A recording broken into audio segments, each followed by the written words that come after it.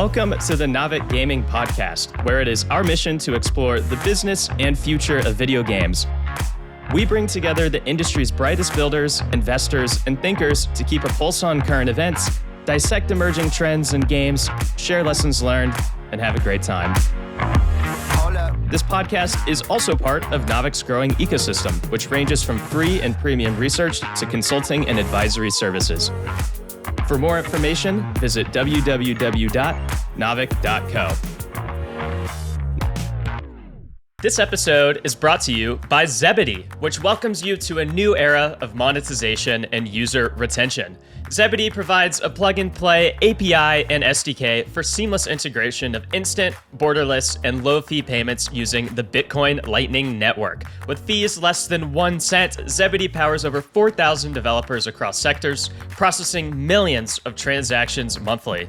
You too can unlock the potential of borderless transactions to better engage and monetize your global user base, including the unbanked, and simplify the way you handle payments. Start for free at zebedee.io, integrate with just a few steps, and monetize your experiences. Again, that's zebedee.io, or check out the link in the show notes. And with that, let's jump into the episode. Hello, and welcome to the Navik Gaming Podcast. I'm your host, Niko Vuori.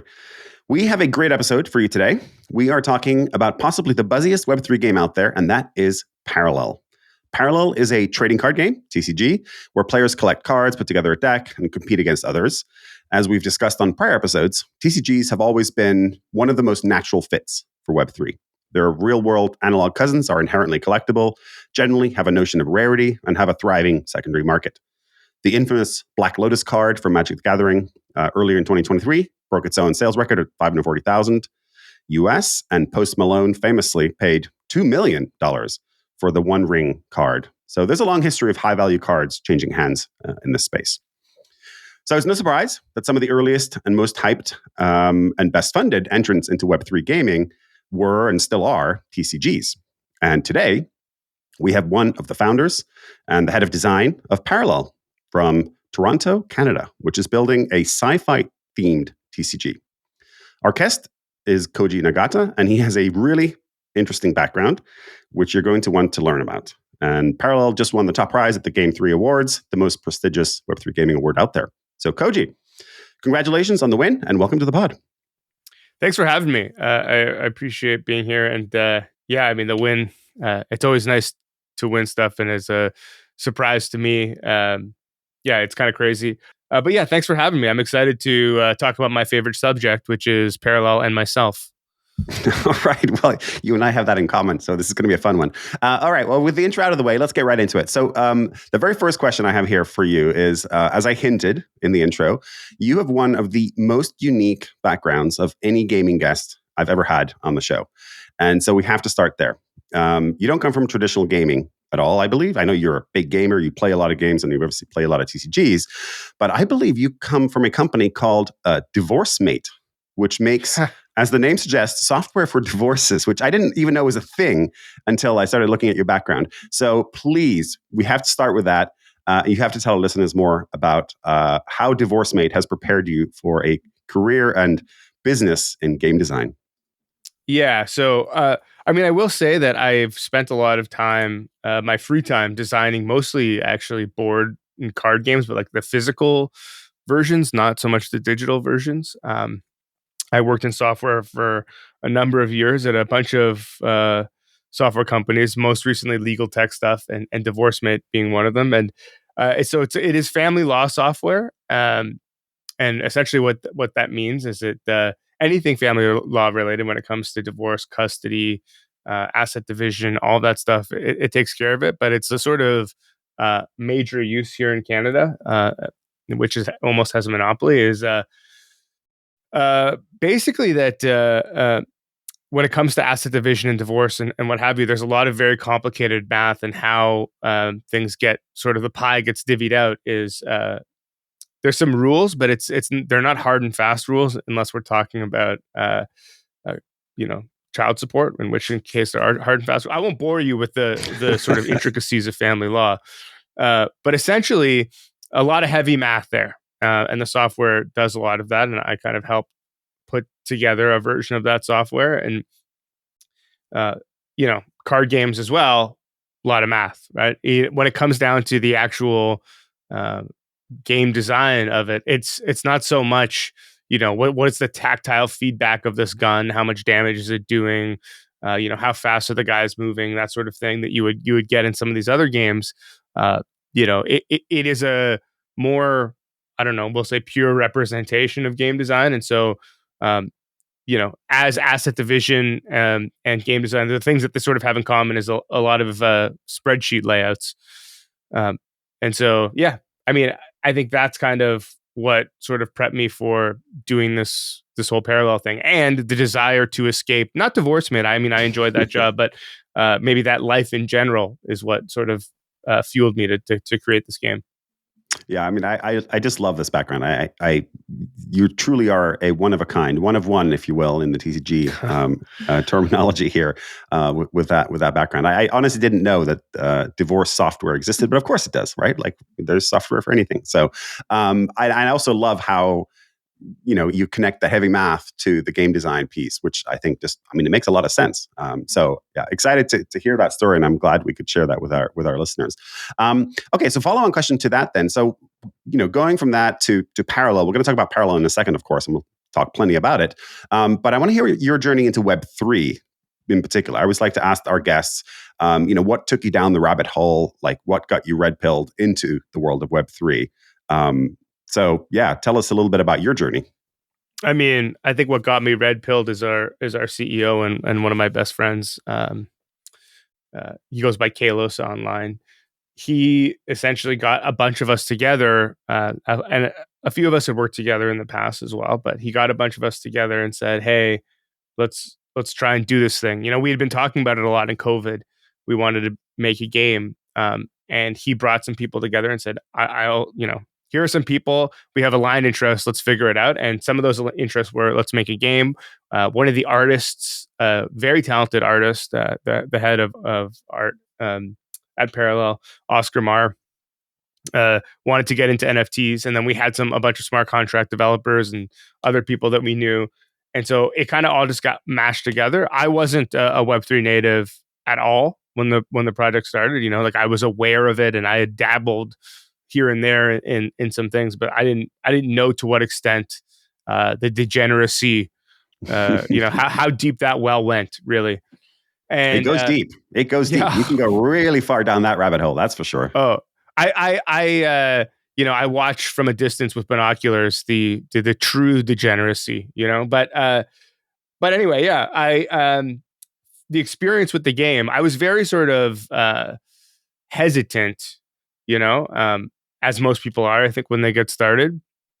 But really working with these guys that I trust and making some new friends along the way, I was really brought around to the benefits that Web3 could bring us. And it's not just about ownership, because obviously when I first looked at it, I was like, yeah, you can buy, sell, and trade the cards. This is amazing, because I love Magic and I still love going to the card store and buying and trading stuff. And so that bit of it, I was like, okay, this makes sense. But then there's so much more to it.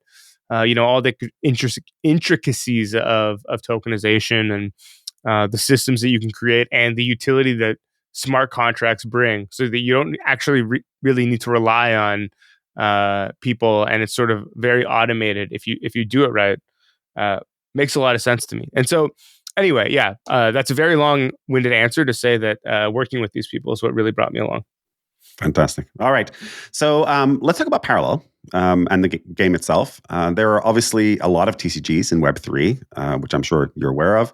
And of course, as I said in the intro, it makes a ton of sense because, collectability, tradability, all the features that make a TCG work in the real world work in Web3 particularly well, around ownership in particular. And of course, we did an episode just a couple of weeks ago. If listeners haven't listened to that yet, we did a whole piece on Web3 TCGs and what the marketplace looks like, heading into 2024. But I want to talk about Parallel and what makes it different from some of the other Web3 TCGs on the market. Kohji, can you tell us a little bit about what Parallel is and how you're positioning it differently from what's out there? I mean, there's a lot of levels to that question. I think the most obvious first one is it's a sci-fi trading card game. anyone who's familiar with the likes of Magic the Gathering or Hearthstone or Runeterra or any of the sort of more modern card games, the gameplay will feel natural, but there are obviously some mechanical changes. But I think it's very important to highlight the sort of sci-fi nature of it. There have been a few successful sci-fi TCGs. Like one of my favorites, and I know this is in a question that's going to come later. I know I told you that I didn't read all of the questions, but I skimmed it and I saw that you asked about other TCGs. There's a game called Netrunner that is a somewhat sci-fi based that it really spoke to me when I was younger. And but generally speaking, when one thinks of TCGs, they think of fantasy. And I mean, you even just look at the sort of Disney TCG, and even their characters operate in a sort of fantastical world. It's not, tech based. And so I think the flavoring is very important, because we're in an era now where people, especially in the space that we operate in, people are very future focused, and the big buzzword of the time is AI, and so everyone's like looking towards tech. And so I think making a game that is tech focused makes a lot of sense. Of course, we didn't know that AI was going to be the buzzword when we started this card game. Fortuitous, but so there's that. And then mechanically speaking, basically what I did is I took all of my favorite elements of the card games that I loved, smashed them together, and got rid of all the rest. And so on a very basic level, I think Magic the Gathering is one of the greatest card games ever made, but I don't think it translates very well digitally. And one of the things that holds it back is the sort of mana system. You have to draw mana from your deck, and that means less cards you actually want and less consistency.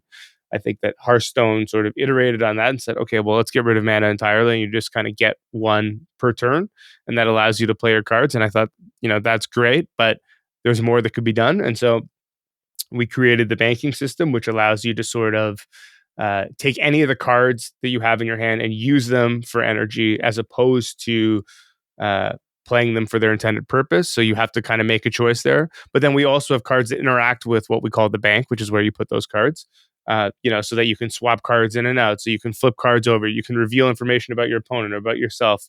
You can feint information about your opponent or yourself. I come from a bit of a poker background, so the idea of bluffing was big for me, and that's something that I wanted to incorporate in the game.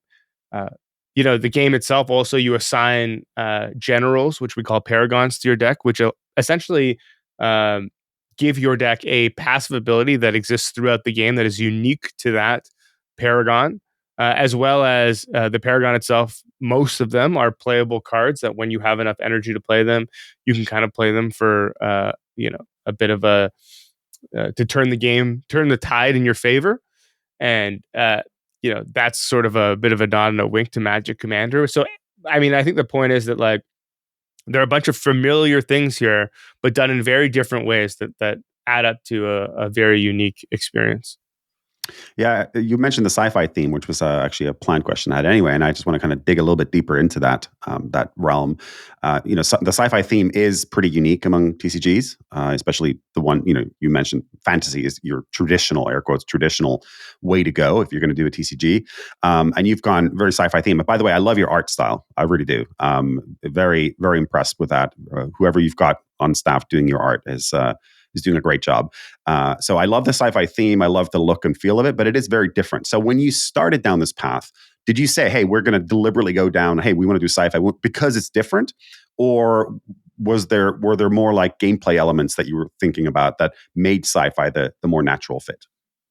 No, so actually we started with the lore and the story and the sort of feel of the game, and then went to the mechanical nature of the game. And I think the reason why we chose sci-fi is, again, me and all of my friends that we work with, we're all sort of technologists. It also definitely speaks to our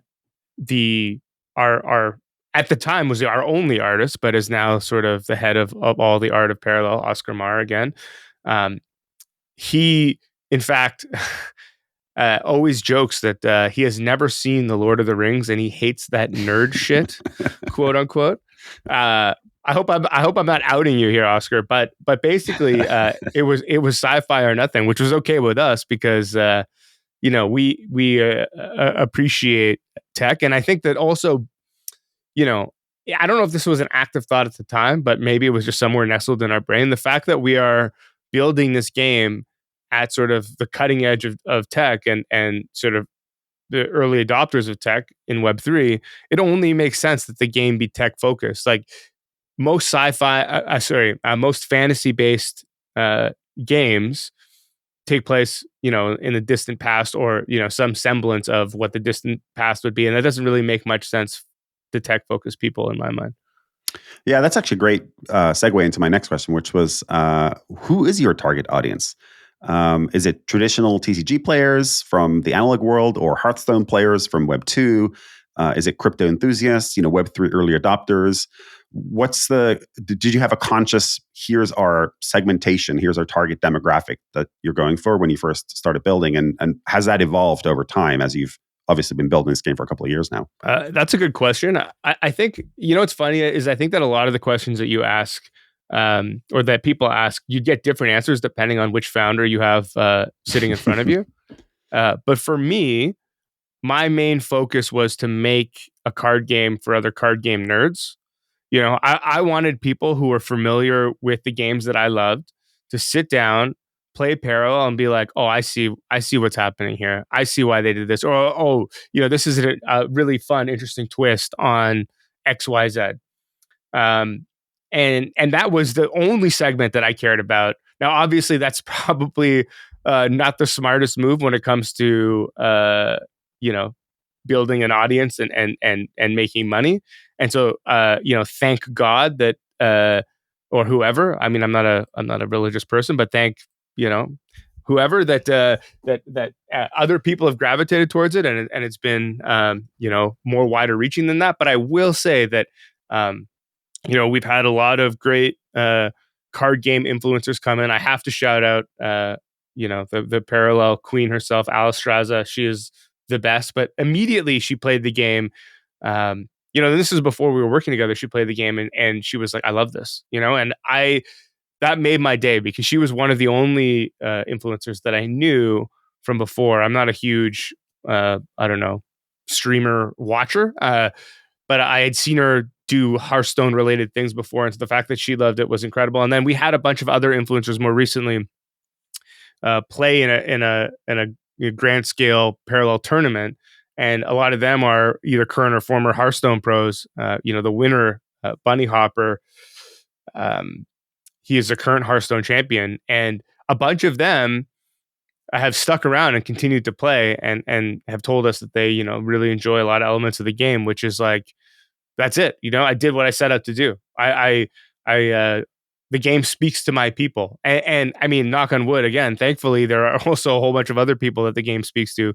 But yeah, I again, very long-winded answer to say that I really just wanted to make a game that excited people like me. Because I think that if you're not excited about it yourself, or if it doesn't speak to you directly and you're actually just trying to hit an audience, people can see through that, and I think it, like, in order for me to really build something with like care, it would have to be something that was made for me.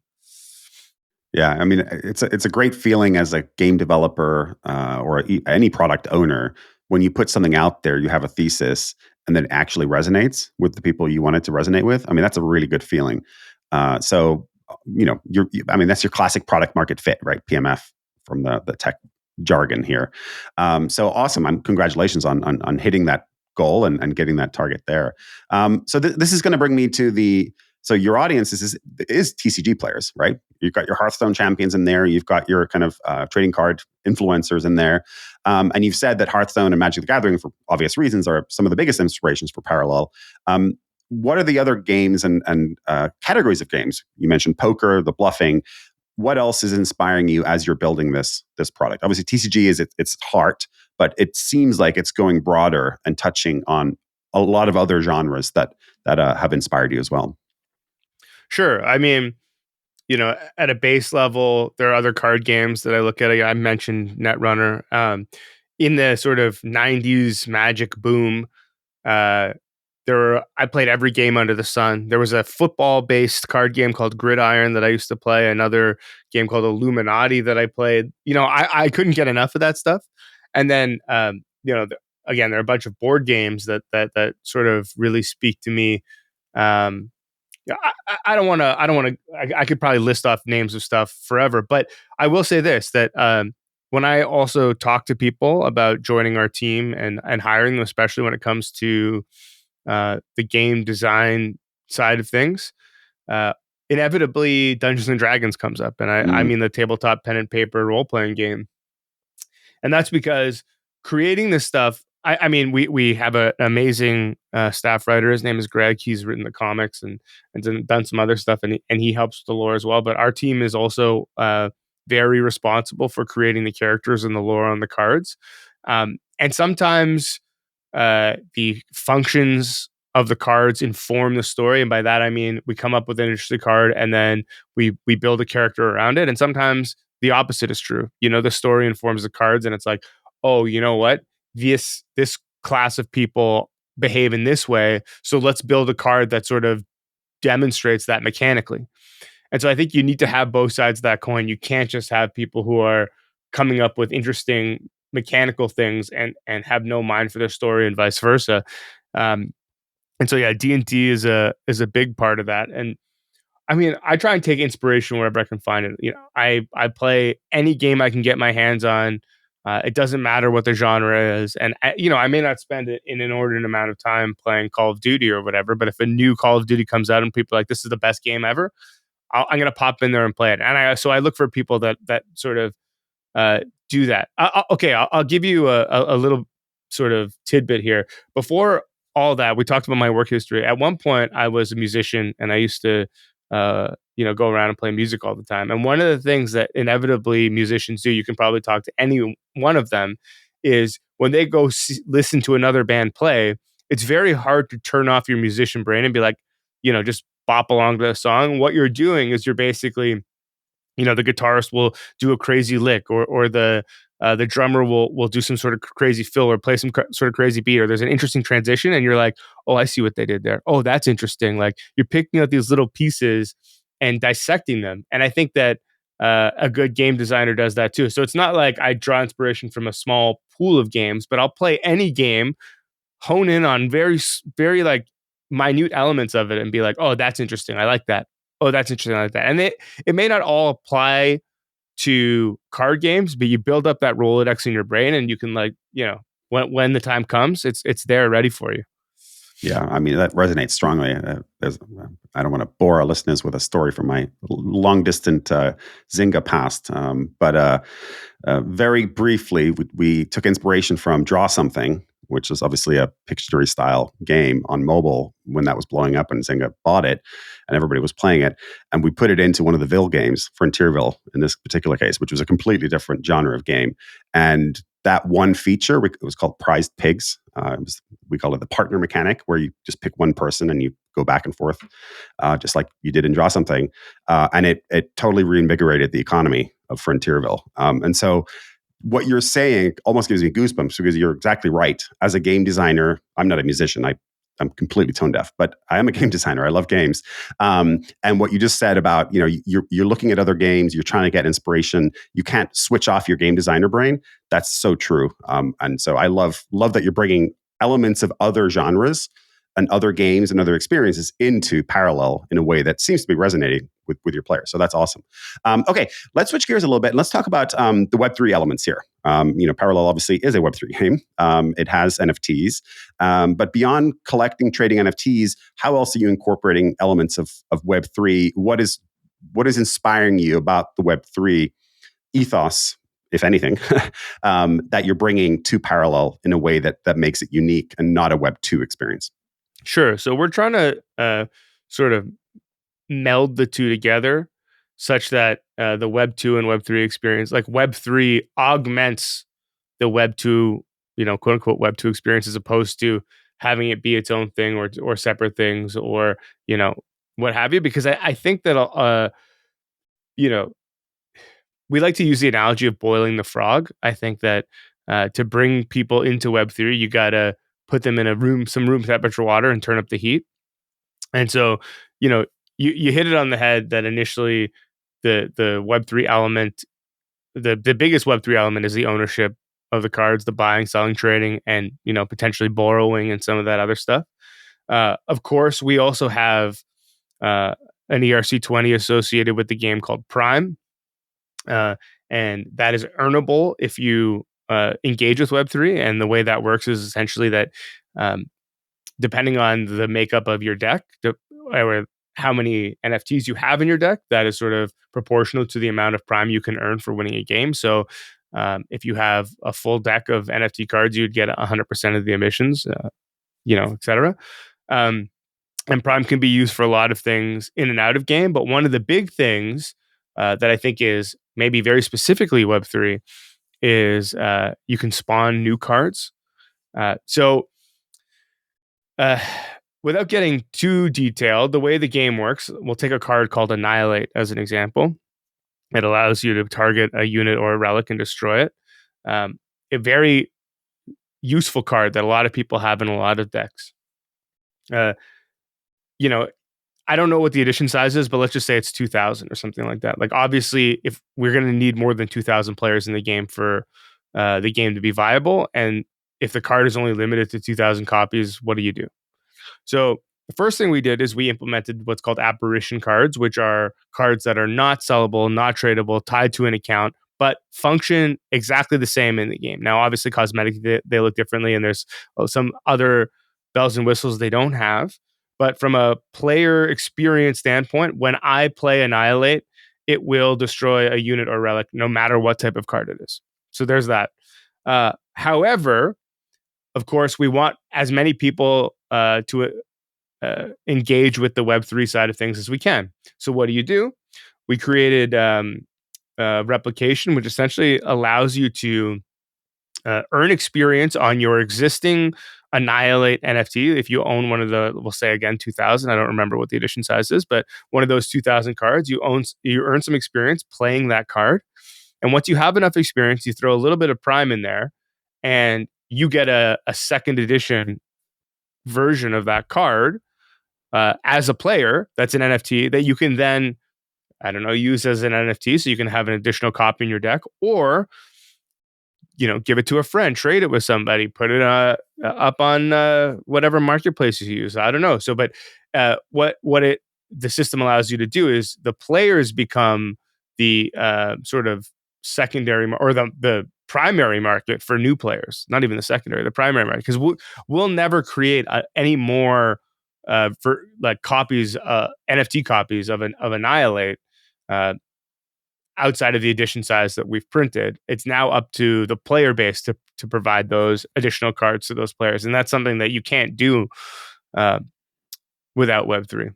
I was going to say, there's other elements to it too. Like I alluded to being able to loan people cards. That's something that you could do very easily with the Web3 side of things. And then one other thing that I'll mention very quickly is throughout our battle pass, which is like our season's pass, and some of the other cosmetics that are available in game just generally, as a Web 2 player, you can earn those cosmetics, and you get prompted by saying, hey, if you have a wallet, if you want to pay the gas, you can turn this into an NFT. In fact, as any type of player, you can turn this asset into an NFT. And maybe you're a Web 2 guy and you're like, I don't care about that. I'm not going to do that. Fine, you don't do it.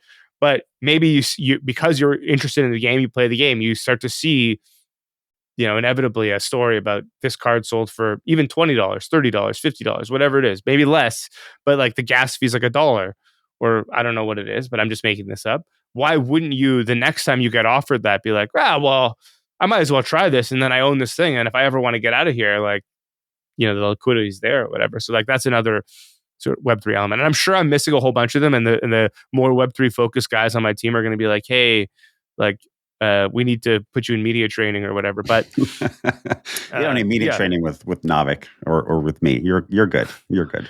Okay. raw and unfiltered is how we like it here on this podcast.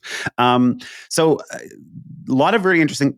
What's nice about Web3, in my opinion, I'm presuming you're going to agree with this, but is you can do interesting things. You can do new things that you can't really do in Web 2. And you've just listed a whole bunch of those, and we don't have to rehash that. But it also comes with some pitfalls, because you do have to balance the economy, not just for Web3, but also for Web 2 and vice versa. And then some players do care.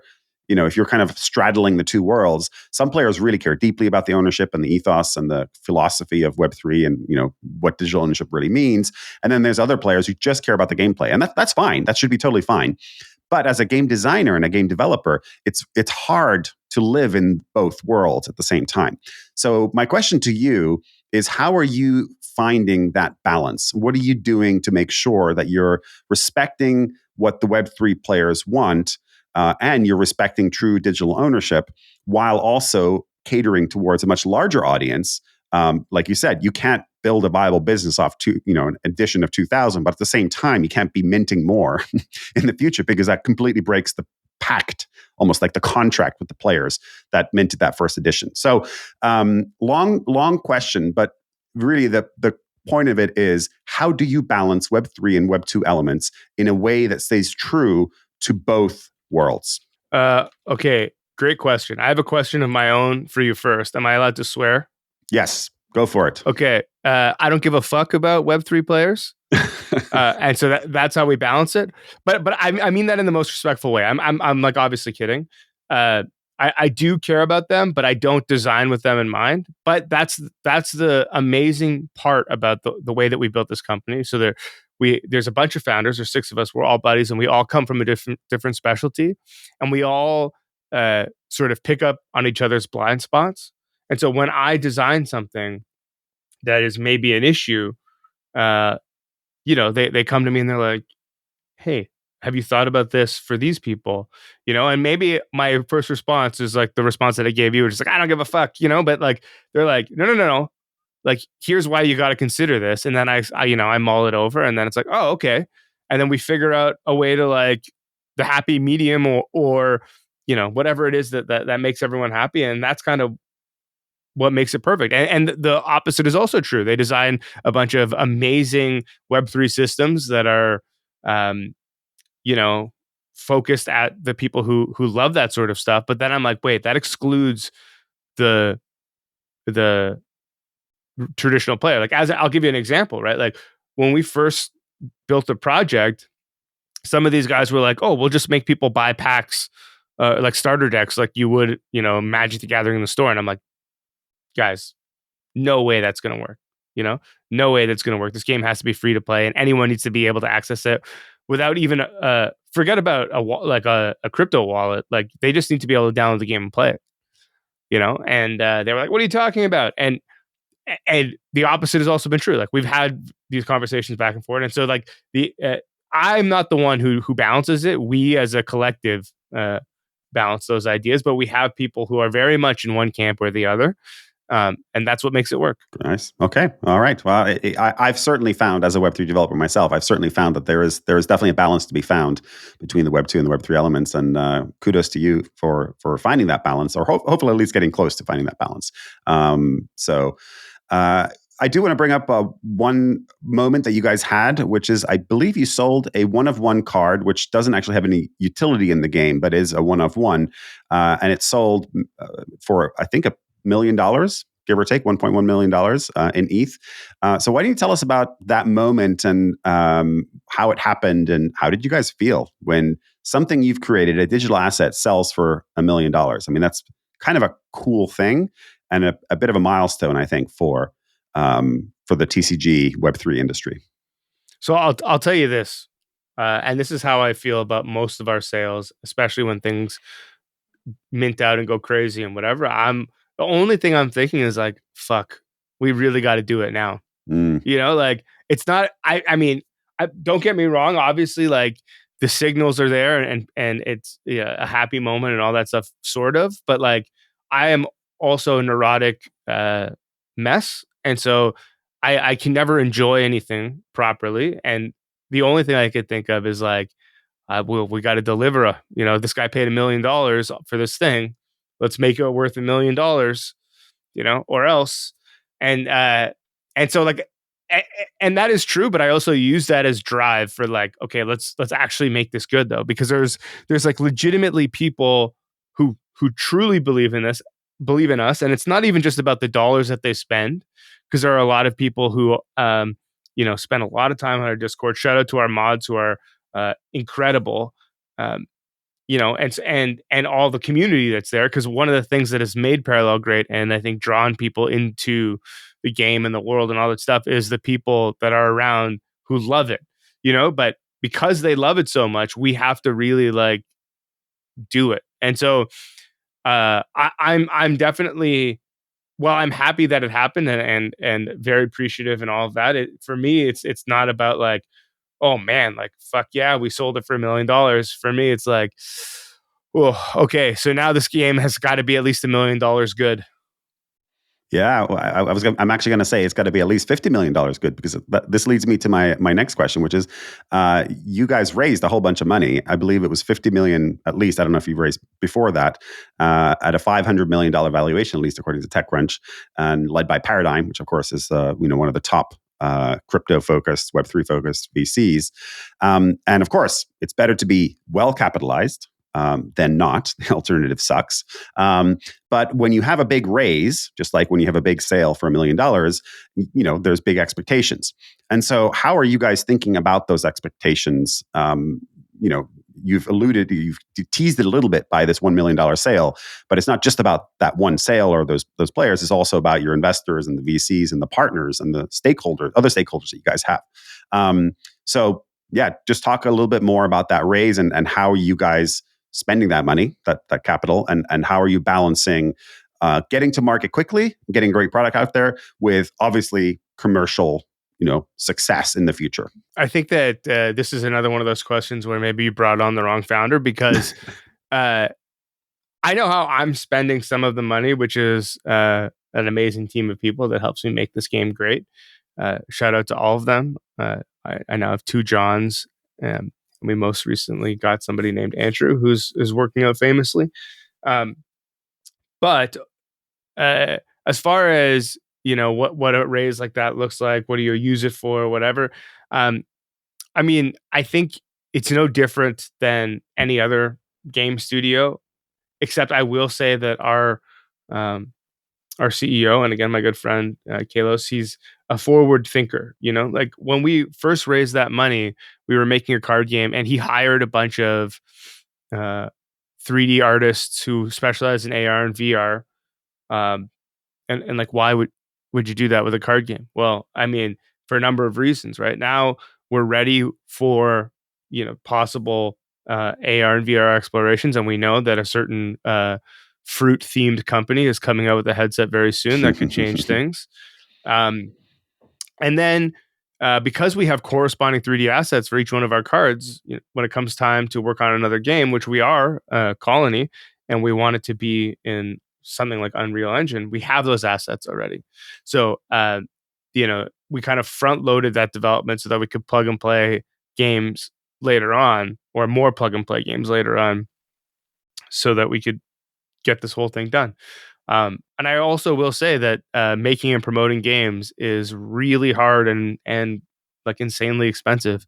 And what's interesting about it, okay, I know this isn't really the question you asked, but this is the one I'm going to answer. That's like the interviewer's trick right here.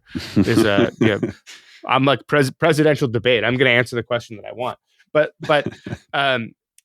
the thing here is that like, having money is great, and everyone's like, oh, you raise all this money that, like you can make the best game ever.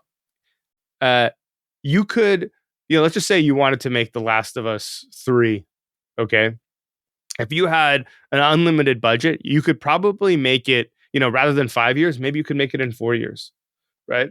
But there is literally no sum of money that would allow you to make that game in a day. You could have every dollar in the entire world and still not be able to make that game in one day. Right. It's just not possible.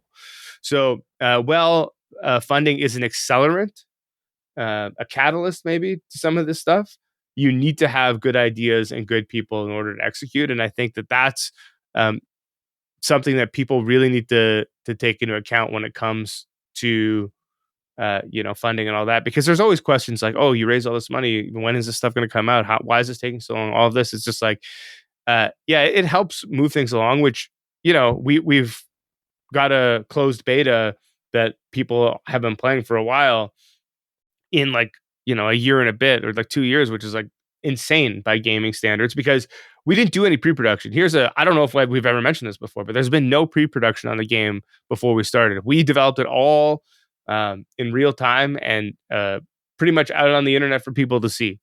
If you go back through our Twitter feed, you can see the history of it and all the explorations, and it's all just been out there, which is unheard of. So, I think that like, what have we done with it? We've sort of accelerated our clock, and we've sort of future-proofed the company, but there's still more to come. Yeah. Well, there always is. I mean, games are hard. It takes time and effort, and you need to polish. And Supercell famously keeps things in soft launch for years sometimes, and then still kills the game after all that time. So totally understand that. Okay, let's talk about revenue model.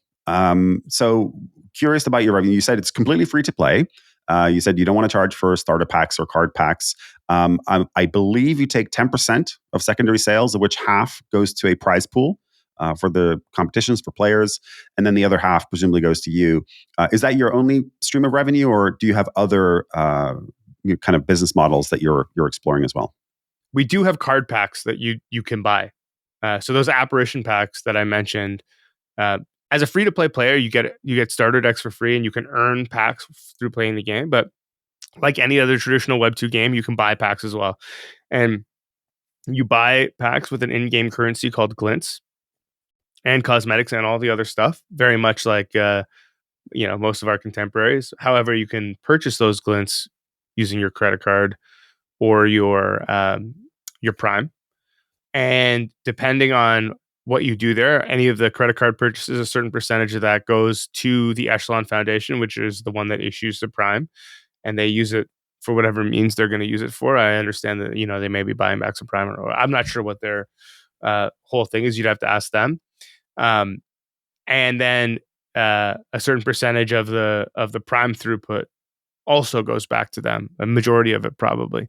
Again, I'm definitely the wrong person to ask about that. There's several papers published on that, and all of the sort of syncs that we have in the game go back. Some of them go back to, all of the syncs in the game, some percentage of that goes back to Echelon and the token and all that stuff. So, how are we funding the game? I mean, there's some impressive stat that I don't know because, again, I'm not the one who usually does this in the sort of talking points, but in the time since open beta is open, oh my God.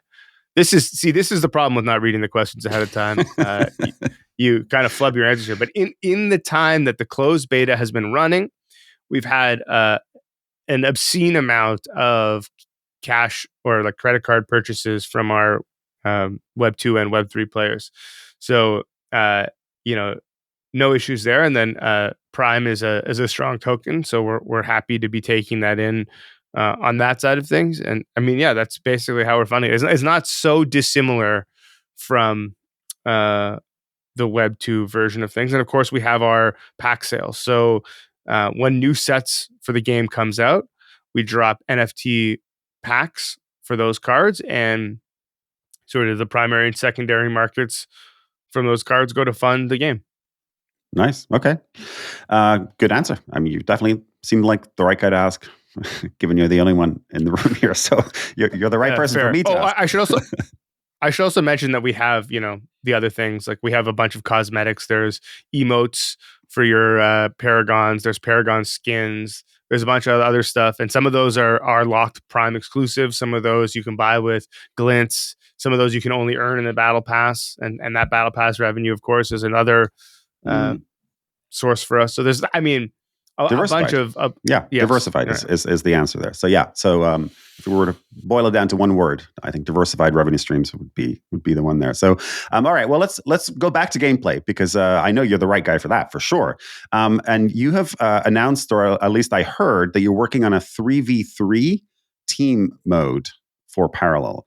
And I'm very curious to hear. I'm not a huge TCG player, certainly nowhere near as huge as what it seems like you are and have been in the past. But I know enough about TCGs to know that 3v3 is pretty unusual. So very curious to hear, what is this game mode? When is it coming out, and how does it work?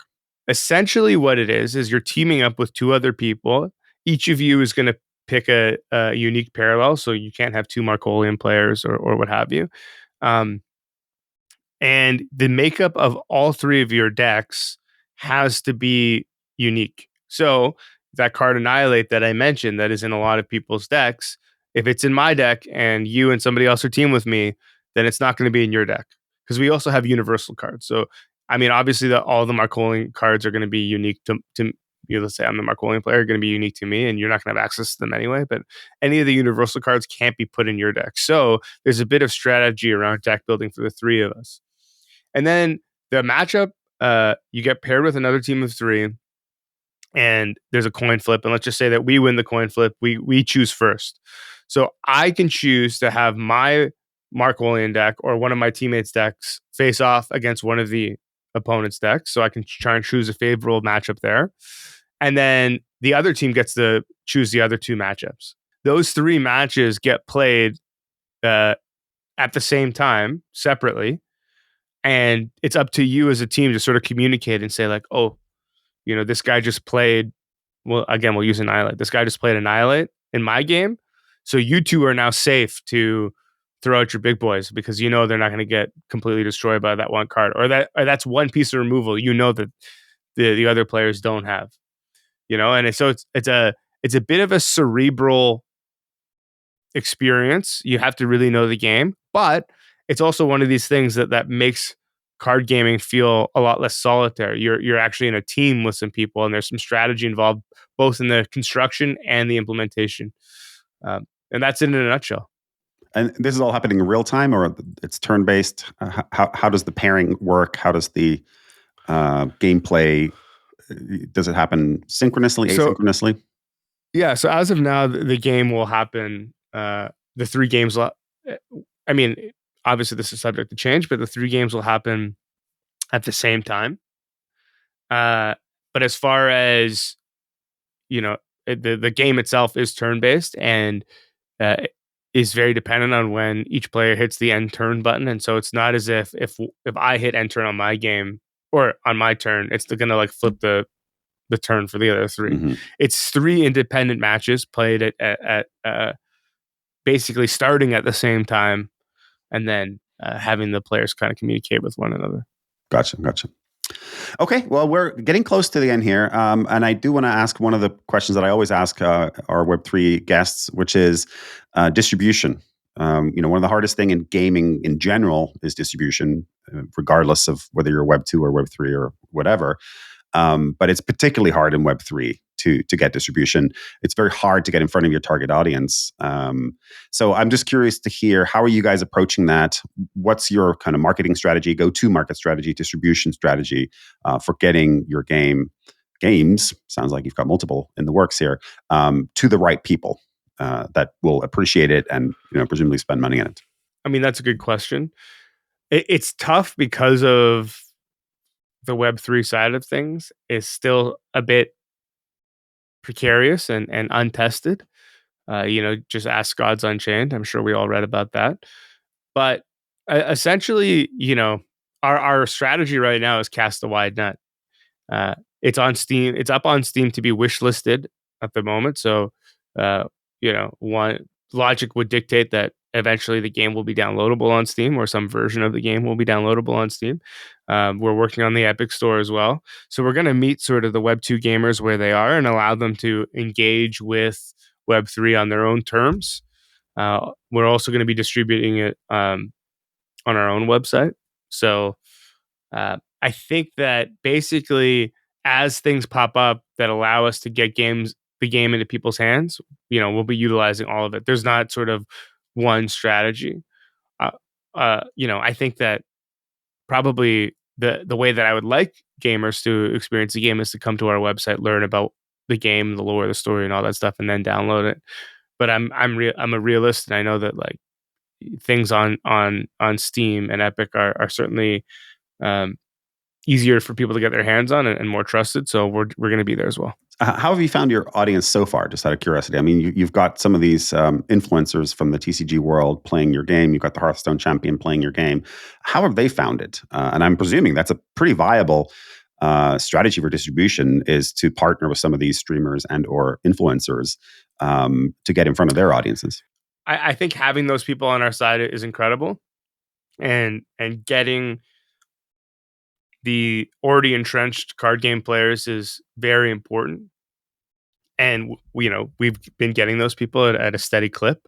I think that one of our greatest sort of closed beta invite codes is the Alice Straza invite code. It is eclipsed even my own code, which makes me very sad. But yeah, it's definitely a viable strategy. But I've also heard from a lot of people, especially in the Web3 space, because obviously that's where we started, that this is their first card game and they thought that they wouldn't like card games, and they love card games. So that's really encouraging, by the way, because I have not heard that from. We've had other TCG guests on this show, for all the reasons that we talked about. But you're the first one to say that you've actually introduced your TCG Web3 to a brand new audience, which is awesome. Like, that's really great to hear. Yeah, I mean, we've been really lucky. I mentioned it earlier, but we had a lot. We have and had a lot of entrenched community members even before the game was playable, who were just like, "I love what these guys are doing. I love the art. I love the story. I'll figure out the game when it comes out," and that's what they did. And again, a lot of them are new to TCGs, and so I think that given that, if it's possible, we want to hit people outside of that world, because I think that it's been a long time since the TCG has come out that has really sort of spoken to a wider audience. Not since, and I don't want to knock Runeterra, because I think Runeterra is probably one of the best built card games out there, but I think not since Hearthstone really has things gone truly parabolic in the card game world. And so and I'm not promising that that's going to be us, but I think that maybe we have a chance. And if we do, the only way we're going to have that chance is if we give ourselves that chance. And so I think trying to hit people outside of the TCG world is important. So we've done things like, we have a comic book, we've created all these shorts. We're going to have an amazing trailer. I don't even know if anyone knows about this yet, and I probably shouldn't even mention it, but here we are. We're going to have an amazing trailer that's going to come out when we announce our open beta. That's going to, begin to tell the story of Parallel, which, I think that there are going to be people who watch that and say, "I want to play that game," and they're not even going to know what it is. And so, yeah, I mean, for me, and I talked about this earlier, my bread and butter is always going to be the card game players, because that's who I made this game for. But I think that success will hinge on whether or not we can actually get people from outside the genre to play. And so far, we've been doing pretty good. Nice. Well, congratulations on that. All right. Brings us nicely to our final question. I always like to end on a high note, and that was definitely a high note. So the question I ask all our guests this year, in particular, 2024, is what 3 games are you playing, or what 3 games are you most excited by at this moment in time? Oh, amazing question. Okay. So number one will be the same answer for the entirety of time, it seems, because I have thousands and thousands of hours in this game, but it's The Binding of Isaac. Okay. Is one of my favorite games ever. It's just so interesting to me, the way that they can stack things. I mean, obviously it's not a multiplayer game, so it doesn't have to be balanced, but how fabulously unbalanced it can get is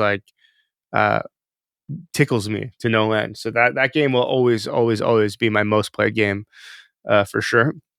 I'm quite excited to try the new Prince of Persia. I've heard a lot of good things, and it's a roguelike.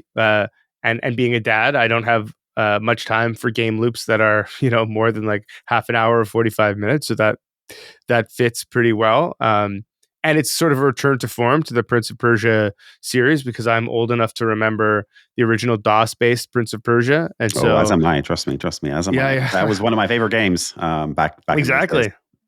And nothing has ever actually come close since then. So let's see how this latest version does. Yeah, I agree. I got to give it up to Sands of Time. Not exactly the same type of game, but the rewind element was a lot of fun. It was kind of like the first time you played Max Payne or something, and it's like, wait, I can slow down time and move it. And now you can do that in pretty much every game. But when it came out, you were like, this is the craziest thing I've ever seen. It's incredible. Okay, and what's number 3? That is a great question for me. What's number 3?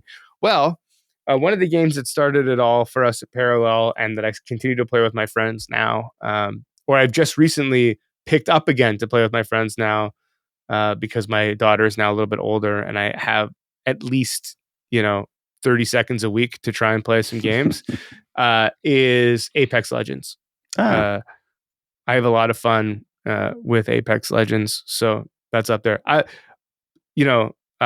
have to say though, honorable mentions to the very first Fallout game will always be my favorite, and I always go back and revisit it. One and two, excuse me, both those are quite incredible. And it's kind of a cop-out, but Baldur's Gate 3 is one of the best designed games I've ever seen in my entire life. The amount of effort they've put into every tiny, tiny detail in that game is astounding. You'd think they'd get lazy and be like, well, let's not voice some of these lines, this rat that 95% of the players will never turn into a rat to speak to.